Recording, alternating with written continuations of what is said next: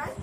In this video, I will be solving NCERT exercise questions from your chapter Motion. Till question number 4 we have already done. So let us begin with question number 5 in this session. This question says, a driver of a car traveling at a speed of 52 km per hour applies the brakes and accelerates uniformly in opposite direction. So there is a car and a driver is driving that car. Initially the car is moving with 52 km per hour, and after applying the brake the car slows down. You know what is the application of brake? In any moving object, if brake is applied, then it slows down. Slowing down as in we say that whenever we apply a force in opposite direction, it means there is negative acceleration and that slows down any moving object. So here also, after application of the brakes, the car will slow down in opposite direction. It will accelerate uniformly opposite direction in order to stop. Another part of the question is that there is second car. So another driver going at 3 km per hour in another car applies his brakes slowly and stops in 10 seconds. So in second scenario, there is second car which is driven by another driver and the initial speed of this car is 3 km per hour. Here also brake is applied to slow down that moving car and there will be negative acceleration that will be constant. And in order to stop that moving car, it took 10 seconds. So we will write down the analysis for both the car first. So here we have car A. Let us suppose the first car is car A. What is the initial speed of this car? It is 52 km per hour. 52 km per hour. Right? Now, what is the final speed? When the brake was applied in order to slow down the speed from this to come to rest, the final speed will be 0 because after applying a brake, after applying negative force, anything comes to rest. So final speed of this moving car will be 0. How much time it took to slow down? It took 5 seconds. The car stops in 5 seconds. So time taken is 5 seconds. What is acceleration? Acceleration is constant. It means it is not changing. Let us write the analysis for car B. That is the second car. For second car, we have the initial speed given as 3 km per hour. 3 km per hour is the initial speed of second car. So instead of this same symbol, let us write this with capital U. Now what is the final velocity for this car? This car will also slow down after applying the brake and the final velocity will be 0 for this car also. So for this car the final velocity is also 0 meter per second and time taken for this car to come to 0 is 10 seconds. Okay. Here also acceleration is constant. Here, what does the question says? On the same graph, plot the speed versus time graph. So for these two analyses, we have to plot a graph where we have to plot a speed time graph, right? So plot a speed versus time graph for the two cars. Which of the two cars traveled farther after brakes were applied? After plotting the graph, after denoting the analysis for car A and car B on the graph, on the speed time graph, we have to calculate that what is the distance covered by both the cars and we have to compare that which car traveled more. Okay.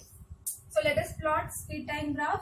We know for speed time graph, there are two axes. Okay. We are plotting speed time graph. So the two axes will be horizontal and vertical axis. In this vertical axis, we will take speed in meter per second, and this horizontal axis, let us take time in seconds. Okay, let us denote the labeling and the scales. So we will choose the most convenient scale in order to plot the proper coordinates. Initial here, this is the origin, so always we take this point of this axis, this y-axis and x-axis, or we can say this is the point for the time and the speed axis which is chosen as the initial point. So origin will be 0, that is 0 seconds over here and 0 meter per second at this particular point. Now which are the scale that we should choose for time and seconds? So here you see we have velocity, initial velocity 52 km per hour. Here initial velocity is 3 km per hour. So here we have two scales, two values for velocities, initial velocity, and here also we have the scales for final velocity, that is 0. So it is very appropriate to take the scales from 3. So we will choose 3 first of all, because this is the minimum value of the velocity and the maximum value is 52 km per hour. So we will proceed the scale in the same way. This is the point first scale. Here let us write 6. This will be 9. Okay, and so on till the maximum value of the velocity, till 52. Since I don't have that much space, so here you can denote a kink line, which shows that some scales we have skipped, and directly you can write here 52 km. 52. Directly we can write 52. This kink portion shows that some of these scales we have skipped, but still we have some scales in between 9 and 52. Okay, so this vertical axis represents the speed of the car A and car B. Now, let us take the time axis. What is the time given? It is given 5 seconds and 10 seconds. So we will choose the scale for time also. Let us highlight the points 5 and 15 and so on. Right? Now we will plot the graph for this two analysis. Okay? We will first represent the graph and the slope for first car, for first case. You see here, this is the initial velocity of car A. At what time? At time is equal to 0. When t was 0, that is when initial at the starting point, what was the time? It was 0 seconds. And at 0 seconds, what was the speed? Initial speed is given 52 km per hour. So we will have our first data, that is at time 0. This is the 0 point for this time. So at time 0, what is the speed? It is 52 km per hour. So this will be our first point. Okay. At 0 second, this is our first scale. Okay, for car A. Now, at time is equal to 5 seconds. At time is equal to 5 seconds. What is the velocity? Velocity is 0. So at time is equal to 5. That is at this point, at time is equal to 5. What is the velocity? It is 0. So this is 0 velocity and this is time 5. So this will be our second point. Okay, point. 5 second, 0 velocity. Let us join these 2 points. On joining, we will get this straight line. And this is the graph for car 1. This is car A. Okay. Now let us plot the graph for car B also. Here, what is the initial speed? It is given 3 km per hour. At time is equal to 0. The same way we will proceed for second case also. At time is equal to 0. What is the speed? It is 3 km per hour. So this will be our first point. Okay. That is 0, 3. Clear? Now second will be at time is equal to 10 seconds. At time is equal to 10 seconds, what is the velocity? It is 0. So time is 10 seconds, but velocity is 0. So this will be our second coordinate, 10, 0. On joining these 2 points, we will get the graph for second car. This is car B. Is that clear? So this is the speed time graph for both the cars, car A and car B. Now you are asked to calculate what is the distance traveled. What is how much far this two car has traveled. So distance traveled by this graphical representation can be calculated by calculating the area enclosed within this straight line path. So for car A, this area will give us the distance covered by car A. And for car B, this area enclosed within this straight line will give you the distance covered by car B, right? So let us write first for car A. So distance traveled by car A will be equal to area enclosed within this speed time graph, and this will give us the magnitude of the distance. Alright, so this triangular region is the area enclosed within this slope. Okay, so if we name this triangle as triangle A, B, C, then the area enclosed within speed time graph will be area of triangle ABC. Area of triangle, how do we calculate? Half into base into height. So half into base into height. This is for car A. That is why we are taking this region. If we have to calculate for car B, we have to take this triangular portion. Okay. So half into base. What is the base over here for car A? This is the base, no? From this point to this point. So it is 5. It is 5. So let us write here 5. Height. How much is the height? Height is 52. 52 is what? 52 is the speed. So we will write 52. Instead of kilometer per hour, remember this data is given in 52 kilometer per hour. So we need to convert this into standard unit. And we all know very well that standard unit is meter per second for velocity. So this kilometer has to be converted into meter per second. In order to convert 52 kilometer into meter per second, we have to multiply this with 5 by 18. Now question is why we have multiplied this with 5 by 18?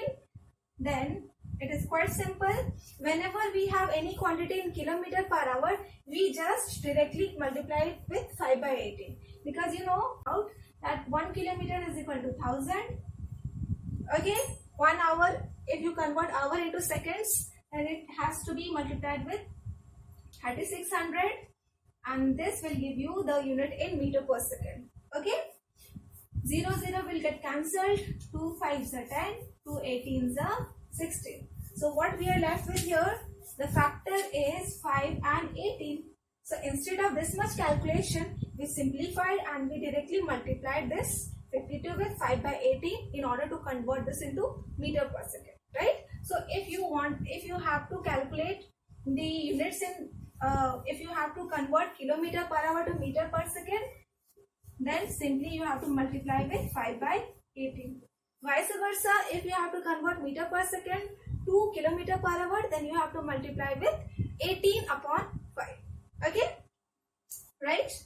Now, on simplifying this will give you 36.11 meter per second. Okay, now we are not done yet. We have to calculate the distance covered by car B also. So that will, for this also we will proceed the same way. We have to calculate the area enclosed over here. Distance covered by car B. We have to first see in this representation, graphical representation, that what is the area enclosed within car B. So this is our area. This black shaded portion is the area enclosed by car B. This straight line is the graph for car B. Okay, so area for this triangle. Which triangle? Let us name this like DEB. So area of triangle DBE will be half into base into height. How much is the base? Base is here 10. So we will write 10 seconds. So we will write 10. Height is how much? Height is this much only. This line. This is 3 kilometer per hour. So again we have to convert this kilometer per hour into meter per second. So in order to do so, we have to multiply this with 5 by 18. So we will multiply this with 5 by 18 and this will give us this speed in meter per second. On simplifying, this will give us 4.16 meter. Okay. Second here also, so second and this second will get cancelled and this is our distance covered by car B. Now we will compare the distance covered by both these cars. So distance covered by car A was how much? It was 36.11 meters. Distance covered by car B is how much? It is 4.16 meter. Now we can compare easily that the distance covered by car A is more as compared to distance covered by car B. So answer will be car B travelled farther after the brakes was applied. Okay. Therefore, car B travelled farther after brakes were applied. This is the solution for question number 5. Let's move on to next question. Question number 6 says that figure shows the distance time graph of 3 objects ABC. Here we have one graph And in this graph, the motion of three objects, that is A, B and C, is shown by this straight line on this speed time graph. In our previous question, we did the same graphical questions, but that was different case. There we have used the speed time graph, but here we have distance time graph. Alright? And here, by studying the graph, study the graph and answer the following questions. We need to study the graph in order to answer these given questions. This question has 4 parts. A part of the question is, which of three is traveling the fastest? That is, among A, B and C, which object is moving with higher speed, right? So here we will use the graphical method in order to find out the magnitude of these three objects with which these are moving. Okay, so to find out the speed, you should remember that speed in graph will be given by the slope of distance time graph. So slope of distance time graph gives us the speed. So we need to check that in A, B and C, which is having the greatest slope. And what do you mean by slope? How we can find out the slope in the given graph? It is very easy. If this is the object, this is object which one? This is B, right? We need to find out the slope of object B. Then we will take this straight line, the angle of this straight line with this, it is making with the time axis. So what is the angle? This straight line is making theta angle with axis x. Okay, so this is theta B because this is for object B. Now let us see what is the slope for object A. This is the straight line graph for object A. Okay, now how much is this making with this time axis? What is the slope? So we will draw a horizontal line along this time axis to find out the angle which this object traces. So this will be theta A. Okay. Now we are left with this one, no? Object C. This one, object C. So we will find out the slope for object C by again going the same way. We will draw a straight line along the time axis, and this is our angle. Okay, theta C. Now we have to find out that among A, B and C, which object is having the greatest slope. So for that we will measure the angle. Whichever object will have the greatest angle, that will have the greatest slope, and so we will get the greatest speed, right? So compare the angles. If we compare the angles, then you will find this is A, no? We are doing A. Theta B is having the greatest angle.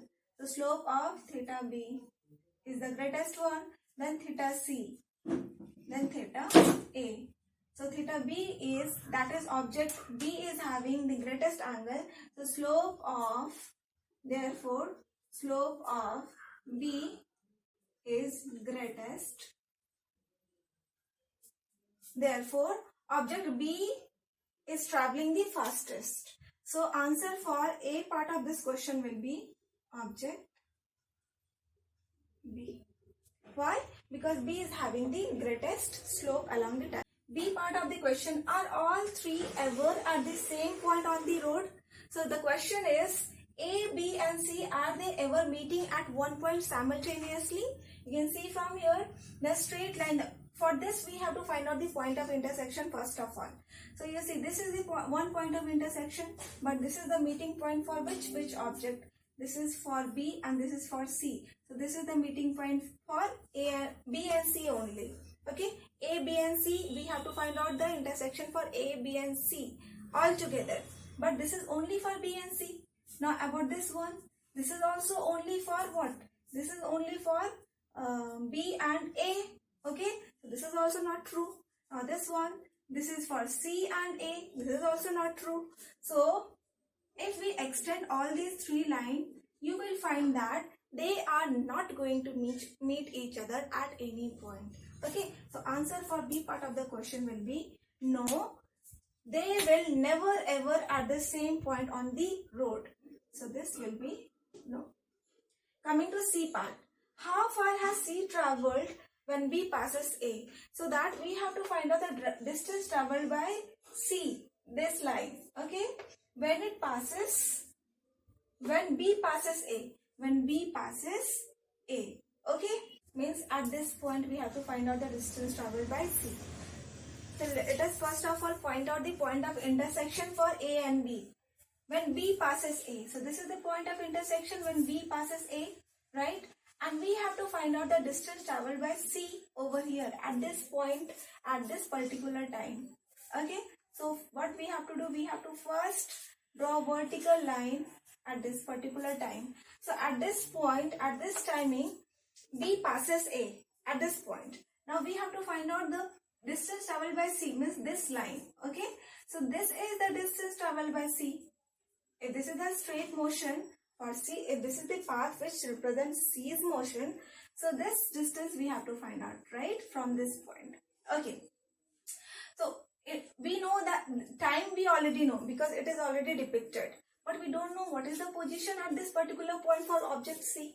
So for that, to find out the position of object C for this point, what we have to do, we have to draw a horizontal line with distance axis. This is the distance axis, and this point will be the position for object C. Now what is this point? This is in between 10 and 8, no? Not in between, but a bit more than 8. So if you choose the scale very precisely, then you will find this point to be 9 point something, not exactly. So 9.2, let us take this point as 9.2. So at this particular point, C is at 9.2 kilometer. Okay, right? And at what time? At 1.2 hours. But we are not really interested on time. We only want the position, because here we have to find out the distance traveled. 9.2 is the distance at this particular point for object C. And if you will see the initial, if you will trace the initial position, you will find it is the point. So 2 kilometer is the initial position of object C. This is the final position. We want to find out the distance traveled. This will be 9.2 kilometer. That is the final position minus initial position 2 kilometer. And this is 7.2 kilometer. This is the distance traveled by C when B passes A. It means we were supposed to find out this particular distance, right? So this is the required solution for C part. Let us move on to D part now. How far has B traveled by the time it passes A? Now we have to find out the distance traveled by B. First of all, we need to find out the meeting point for B and C. So what is the meeting point? It means the point of intersection for both the lines. This is our B, this is our C, this is the point of intersection, right? This is the meeting point for B and C. And what we have to find out? Distance traveled by B only. It means from here to here. What is the distance, right? Okay. We need to find out the position first of all, like we did in our previous question. What is the position of B at this particular point? For that, we will draw a horizontal line by B at this particular point. Okay, so position we will trace by drawing a horizontal line with the distance axis. So this is 6. Okay, so this will be also 6. So 6 kilometer is the distance covered by B at this point when it passes C. Okay, but we are not done yet.